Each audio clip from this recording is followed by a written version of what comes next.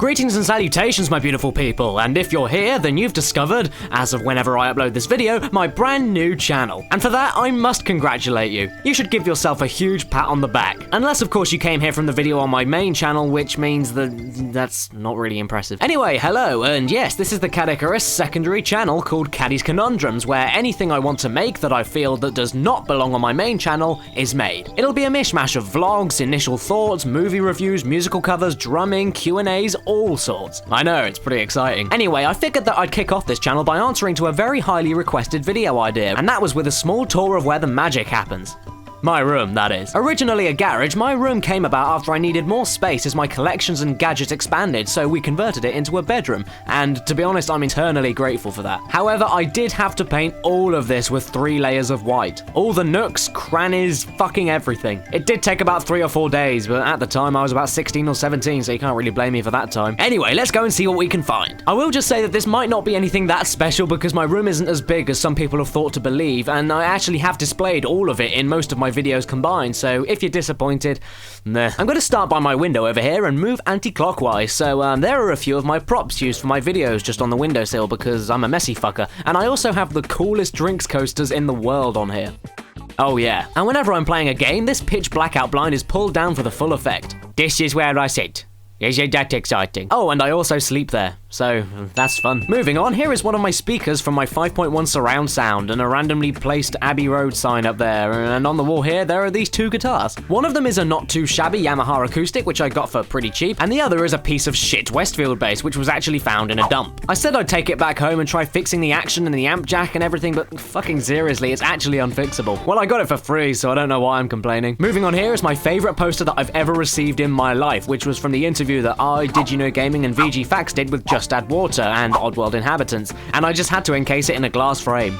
It is beautiful. Following on down here is an obscenely big beanbag that I use for playing the small TV, which we'll get to in a second, but unfortunately the bastard has a tear in it, so I can't use it. And underneath that is my lovely baby Roland TD4KX, which has lovely mesh heads, and if you're wondering, it was £1,100. I saved up for months for this. To be honest, it's an awesome bit of kit, and perfect for practice without bothering neighbors, but for recording, it isn't so great, I must say. I have no real resources to do that, but in terms of getting a video out, I'll try my hardest and see what I can come up with though. And as we swoop up here, we see my lovely amazing cityscape picture of Times Square, New York, courtesy of IKEA.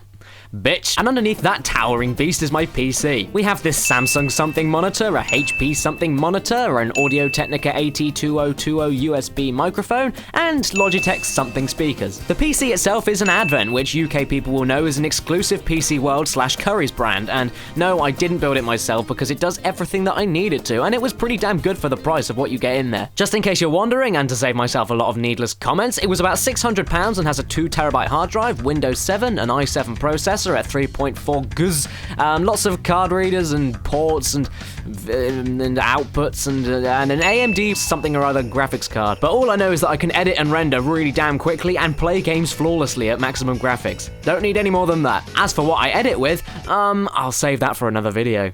And down here is the receiver and bass system for my surround sound, as well as a small bass and guitar amp holding everything up together. On top of that is the HD PVR for recording the consoles, and as you can see, the cables are a fucking disgrace back there. But what consoles have I got? Well, let's go and have a look. The main system I use is the PS3, which has lasted me a good 5 years without breaking down once or even making any vague noise. It's a silent assassin, this thing. There was a 360 here, but that was a noisy mess that broke down on me after 3 months, so I burnt it.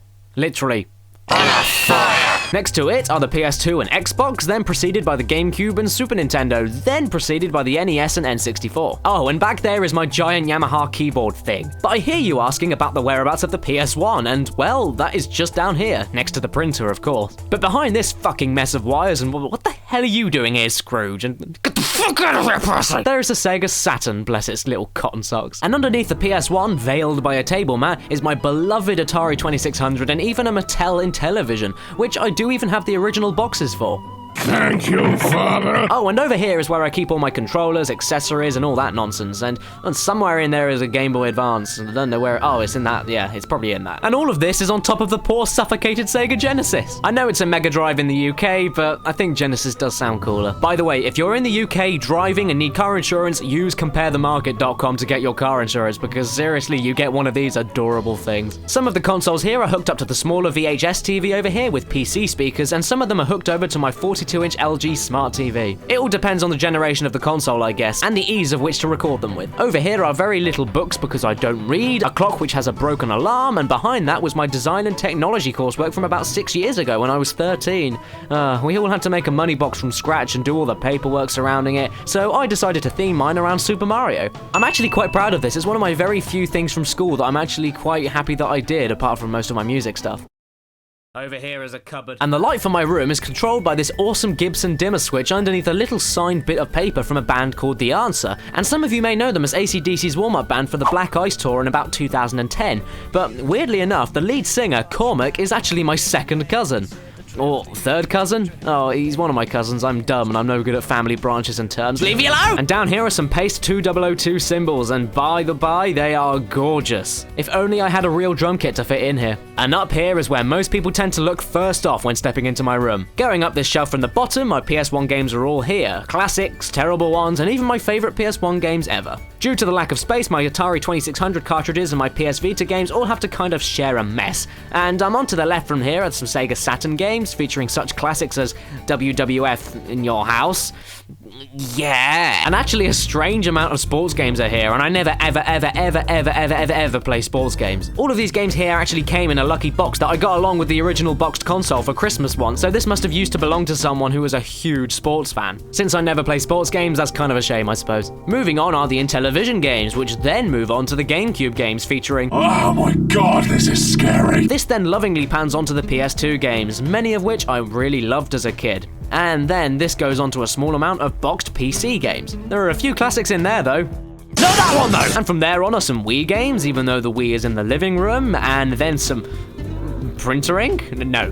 3DS and DS games. Then come the Xbox games, and then the top shelf is a fucking mess. PS1, 2, and 3 demos, PSP games, UMDs, NES games, N64 and SNES games, Sega games, and too much stuff. But annoyingly, if I ever need to get any game, it needs to be boxed. I know I've been complaining about space, but maybe I should have explained this earlier. I love to collect games and movies, and the only way that I feel satisfied is by filling up the shelves and having a physical copy of anything that I like. That way I feel like I've properly spent my money and provided myself a fine display in the process. Nothing quite beats buying a game new, opening the box and popping in the disc to have a go at it. It's just awesome. It's one of those things you can't really describe. Also, it makes everything easier to share, so yeah. Anyway, on from that, and the other side of this fucking piranha plant column is the PS3 and Blu-ray collection. The bottom half of this shelf is composed of random shit and my old DS and PSP and... Oh, by the way, my 3DS and PS Vita are down there. Yay. Something else I just remembered as well, that there is, it's not an Easter egg actually. It looks very much like one. What it is, it's an egg entirely composed out of wrappers, foil wrappers from chocolate bars and Easter eggs. So that is a completely solid ball of basically just Easter egg wrappers and like Kinder wrappers and all sorts of just crap in there. There's no solid bit in the middle.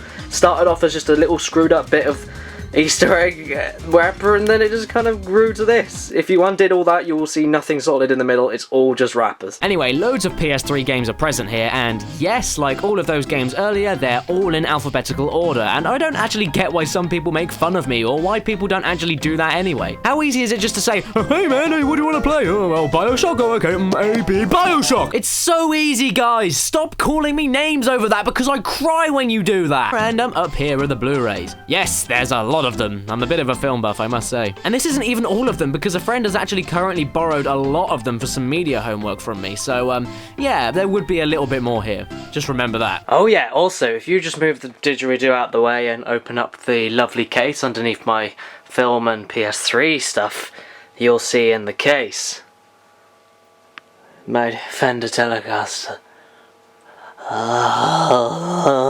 And now we're back at the window. Oh, that sucks. That's kind of it, I guess. I hope you enjoyed this stupid little tour of my room and shit, and let's hope that this second channel will do well. Don't forget to help me out with a like and a share and a favorite and a comment and everything all like that. And if it's your birthday today or watching this video, then happy freaking birthday to you. And remember to stay beautiful. Oh, and please do not forget to...